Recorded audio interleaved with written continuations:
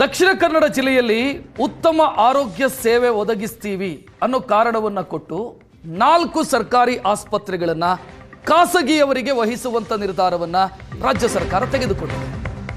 ಇದಕ್ಕೆ ಈಗ ಟೀಕೆ ವ್ಯಕ್ತವಾಗ್ತಾ ಇದೆ, ಆಕ್ರೋಶ ವ್ಯಕ್ತವಾಗ್ತಾ ಇದೆ. 4 ಸರ್ಕಾರಿ ಆರೋಗ್ಯ ಕೇಂದ್ರಗಳನ್ನ ಖಾಸಗಿ ಆಸ್ಪತ್ರೆಗಳಿಗೆ ಹಸ್ತಾಂತರಿಸುವಂತ ನಿರ್ಧಾರ ಆರೋಗ್ಯ ಇಲಾಖೆ ತೆಗೆದುಕೊಂಡಿದೆ. ಇದಕ್ಕೆ ದಕ್ಷಿಣ ಕನ್ನಡ ಜಿಲ್ಲೆಯ ಕೆಲ ಸಂಘಟನೆಗಳು ಆಕ್ರೋಶ ವ್ಯಕ್ತಪಡಿಸ್ತಾ ಇದ್ದಾರೆ. ಅದು ಬೆಳ್ತಂಗಡಿ ತಾಲೂಕು ಆಸ್ಪತ್ರೆ, ಮೂಡುಬಿದಿರೆ ಆಸ್ಪತ್ರೆ, ಇದನ್ನು ಆಳ್ವಾಸ್ ಸಂಸ್ಥೆಗೆ, ವಿಟ್ಲ ಸಮುದಾಯ ಆಸ್ಪತ್ರೆಯನ್ನು ಯನಪೋಯ ವೈದ್ಯಕೀಯ ಕಾಲೇಜಿಗೆ, ಬಂಟ್ವಾಳ ತಾಲೂಕು ಆಸ್ಪತ್ರೆಯನ್ನು ಎಜೆ ವೈದ್ಯಕೀಯ ಕಾಲೇಜಿಗೆ ಇದರ ಜೊತೆ ಒಪ್ಪಂದ ಮಾಡಿಕೊಂಡಿದೆ ಆರೋಗ್ಯ ಇಲಾಖೆ. ಖಾಸಗಿಯವರಿಗೆ ಯಾಕೆ ಕೊಡ್ತಾ ಇದ್ದೀರಿ, ಸರ್ಕಾರವೇ ನಡೆಸೋದಕ್ಕೆ ಸಾಧ್ಯ ಇಲ್ವಾ ಅನ್ನುವಂಥ ಪ್ರಶ್ನೆಯನ್ನ ಅಲ್ಲಿನ ಕೆಲ ಸಂಘ ಸಂಸ್ಥೆಗಳು ಮಾಡ್ತಾ ಇರೋದು. ಸಿಪಿಎಂ ಮುಖಂಡ ಮುನೀರ್ ಕಾಟಿಪಳ್ಳ ಆಕ್ಷೇಪ ವ್ಯಕ್ತಪಡಿಸಿದ್ದಾರೆ. ಇಡೀ ಆರೋಗ್ಯ ವ್ಯವಸ್ಥೆಯನ್ನು ಖಾಸಗೀಕರಣ ಮಾಡುವಂತ ಪ್ರಯತ್ನ ಇದು. ಖಾಸಗಿಯವರಿಗೆ ಕೊಟ್ರೆ ಆರೋಗ್ಯ ಸೇವೆ ದುಬಾರಿ ಆಗುತ್ತೆ, ಸಾಮಾನ್ಯರಿಗೆ ಸಿಗೋದಿಲ್ಲ. ತಾಲೂಕು ಆಸ್ಪತ್ರೆಗಳನ್ನು ಸರ್ಕಾರಕ್ಕೆ ನಡೆಸೋದಕ್ಕೆ ಏನು ಸಮಸ್ಯೆ ಅನ್ನುವಂಥ ಪ್ರಶ್ನೆಯನ್ನು ಅವ್ರು ಕೇಳ್ತಾ ಇದ್ದಾರೆ.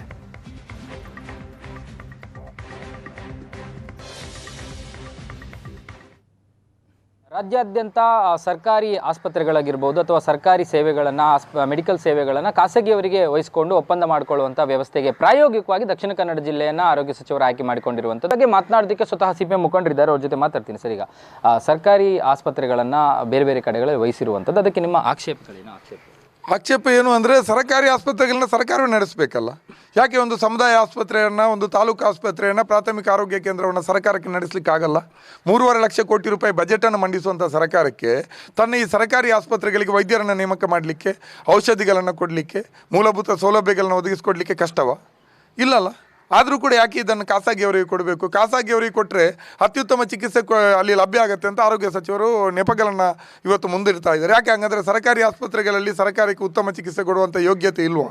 ಈ ಪ್ರಶ್ನೆಗಳಿದೆ. ಮತ್ತು ಈ ಸರ್ಕಾರಿ ಆಸ್ಪತ್ರೆಗಳನ್ನು ಇದೀಗ ಪ್ರಯೋಗಕ್ಕೆ ದಕ್ಷಿಣ ಕನ್ನಡ ಜಿಲ್ಲೆಯನ್ನು ಯಾಕೆ ಬಳಕೆ ಮಾಡಬೇಕು? ಯಾಕೆಂದರೆ ಇಲ್ಲಿ 9 ಖಾಸಗಿ ಮೆಡಿಕಲ್ ಕಾಲೇಜುಗಳಿದೆ. ಅವರಿಗೆ ಈಗ ಇರುವಂಥ ಅವರ ಆಸ್ಪತ್ರೆಗಳಲ್ಲಿರುವಂಥ ರೋಗಿಗಳು ಸಾಕಾಗ್ತಾ ಇಲ್ಲ, ಆ ಬೆಡ್ಡುಗಳು ಸಾಕಾಗ್ತಾ ಇಲ್ಲ. ಎಲ್ಲರಿಗೂ ಕೂಡ ಅವರ ಮೆಡಿಕಲ್ ಕಾಲೇಜುಗಳಲ್ಲಿ ಇರುವಂಥ ಸೀಟುಗಳ ಸಂಖ್ಯೆಯನ್ನು ಹೆಚ್ಚಳ ಮಾಡಬೇಕು. ಅದಕ್ಕಾಗಿ ಹೆಚ್ಚು ಬೆಡ್ಡುಗಳು ಅವರಿಗೆ, ಅಂದರೆ ಹಾಸಿಗೆಗಳುಳ್ಳಂಥ ಆಸ್ಪತ್ರೆಗಳು ಬೇಕು, ರೋಗಿಗಳು ಬೇಕು.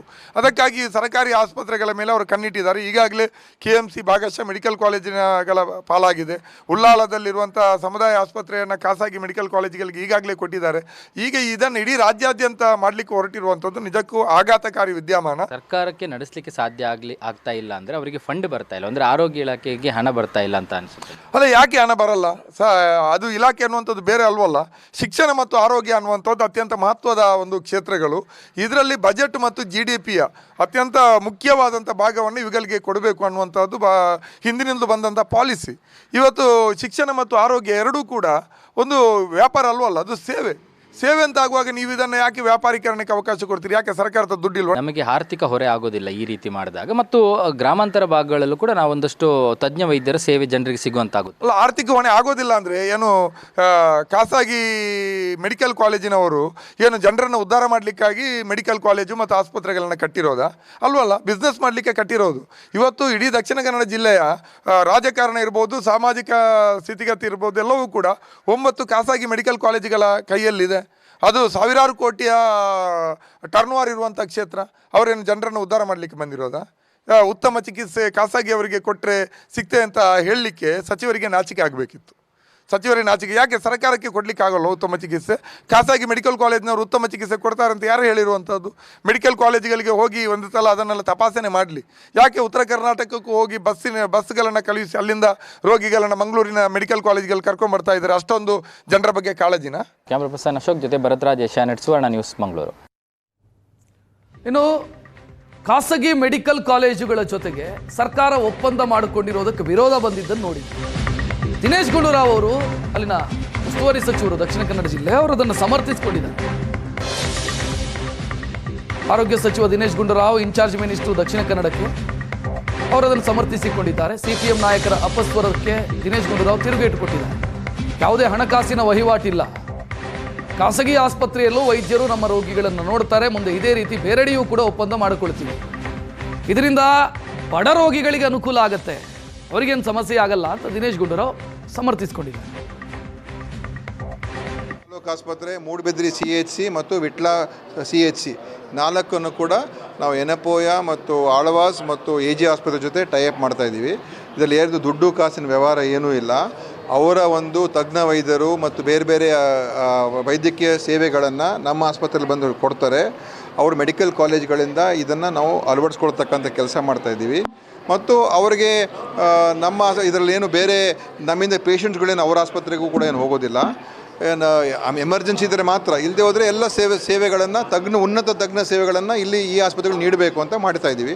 ಇದು ರಾಜ್ಯಾದ್ಯಂತ ನಾವು ಎಲ್ಲ ಮೆಡಿಕಲ್ ಕಾಲೇಜ್ಗಳು ಈಗ ಜಿಲ್ಲಾ ಆಸ್ಪತ್ರೆ ಅಥವಾ ತಾಲೂಕು ಆಸ್ಪತ್ರೆಗಳನ್ನು ನೀವು ಈ ರೀತಿಯಾದಂಥ ಒಂದು ಟೈಅಪ್ ಮಾಡ್ಕೊಳ್ಳಿ ಅಂತ ಹೇಳ್ತಾ ಇದ್ದೀವಿ. ಯಾಕಂದರೆ ಅವ್ರಿಗೂ ಕೂಡ ಅನುಕೂಲ ಆಗ್ತದೆ. NMC ಗೈಡ್ಲೈನ್ಸ್ ಪ್ರಕಾರ ಕೂಡ ಅದಿದೆ. ಆಮೇಲೆ ಅವರಲ್ಲಿರುವಂಥ ಏನು ಡಾಕ್ಟರ್ಸ್ಗೆ ಹೆಚ್ಚು ಇಲ್ಲಿ ಪೇಷಂಟ್ಸನ್ನ ನೋಡುವಂಥದ್ದು ಅವಕಾಶ ಸಿಗ್ತದೆ. ಅವರು ಕೂಡ ತಜ್ಞ ವೈದ್ಯರಿಗೆ ಎಕ್ಸ್ಪೋಜರು ಜಾಸ್ತಿ ಸಿಗ್ತದೆ. ಸೊ ಇಬ್ಬರಿಗೂ